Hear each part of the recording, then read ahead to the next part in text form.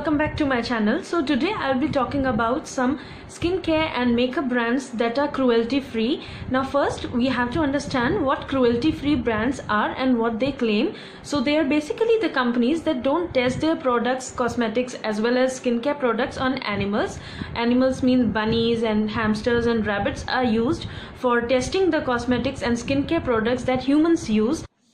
Now while testing these products, the animals are tortured, they are tested on, and then they are finally disposed or killed so that the infections don't spread across, and we as humans cannot accept that. So in this video I'll be showing you some affordable Indian brands that are cruelty free and don't use animals in any sort of way. That means they don't use animal products in their products, as well as they don't even test on animals. So if you like this concept and if you like this video, then do hit a thumbs up, and if you haven't subscribed to my channel already, then please do so. It's free and it really means a lot to me.